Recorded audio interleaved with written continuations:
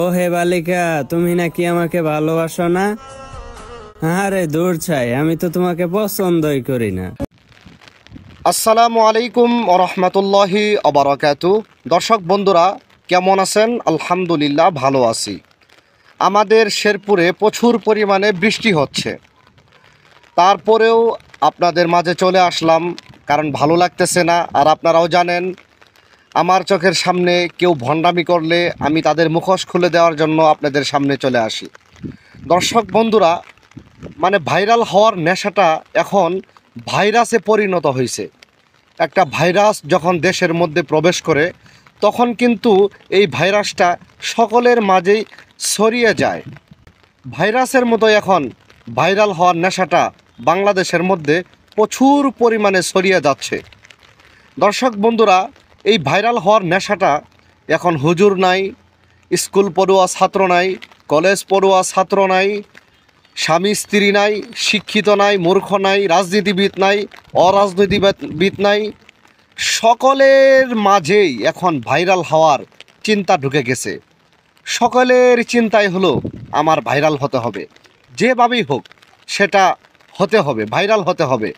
কেউ জুতার বাড়ি খেয়ে ভাইরাল হচ্ছে, কেউ গালি শুনে ভাইরাল হচ্ছে, কেউ আবার উল্টাপাল্টা বক্তব্য দিয়ে ভাইরাল হচ্ছে। এইভাবে ভাইরাল হওয়ার নেশাটা যেন ভাইরাসের মতো ছড়িয়ে যাচ্ছে। দর্শক বন্ধুরা, আমাদের কওমি মাদ্রাসার একটা ছাত্র ভাইরাল হওয়ার জন্য সে এত বাজেভাবে মিডিয়াতে আসবে আমরা কখনো কল্পনা করি নাই।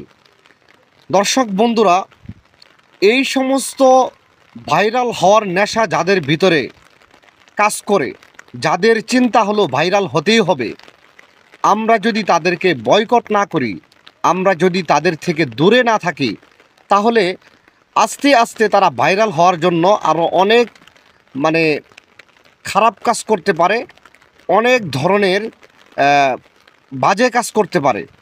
দর্শক বন্ধুরা, এখন আমি আপনাদের সামনে একটি ভিডিও নিয়ে আসতেছি। এই ভিডিওটি দেখার পর আপনার মতামত আপনারা কমেন্ট বক্সে জানিয়ে যাবেন। এই হুজুরকে আমি কিভাবে বুঝাবো।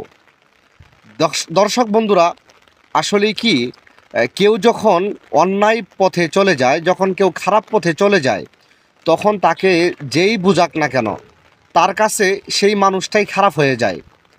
আপনার আশেপাশের কোনো বন্ধু যদি খারাপ পথে চলে যায় আর আপনি যদি তাকে বোঝানোর চেষ্টা করেন, তাহলে আপনার ওই খারাপ বন্ধুটা আপনাকেই খারাপ মনে করবে। এটাই স্বাভাবিক। আল্লাহ তাআলা যদি এদেরকে বুঝ না দেয়, তাহলে কারো পক্ষেই সম্ভব না এদের বুঝ দেওয়া। দর্শক বন্ধুরা, ময়মনসিংহের একটা ছেলে নাইমুল ইসলাম সজীব, ছেলেটির আমি আইডিতে দেখলাম তার অ্যাড্রেস হলো ময়মনসিংহ। তো ময়মনসিংহের একটি ছেলে কওমি পড়ুয়া, হয়তো তার লেবাস দেখেই মনে হচ্ছে সে কওমিতে লেখাপড়া করে। সে ভাইরাল হওয়ার জন্য দেখেন কি বক্তব্য এবং কিভাবে, কি ভাষায়, কি কথায় সে টিকটক করতেছে। চলুন আমরা আগে ভিডিওটি দেখে নিই। জনি সিং শুয়েছিল, ভাবছিলাম তাতে কি, এখন দেখি আমার স্পর্শ ছাড়াই সানি লিওন। দর্শক বন্ধুরা, ভিডিওটি আপনারা দেখলেন, দেখার পর আপনাদের মতামত জানিয়ে যাবেন। এই ভিডিওটি বেশি বেশি করে শেয়ার করবেন, যাতে করে এই ছেলেটির উস্তাদ, মা বাবা, এলাকাবাসীর সামনে এই ভিডিওটি পড়ে যায়।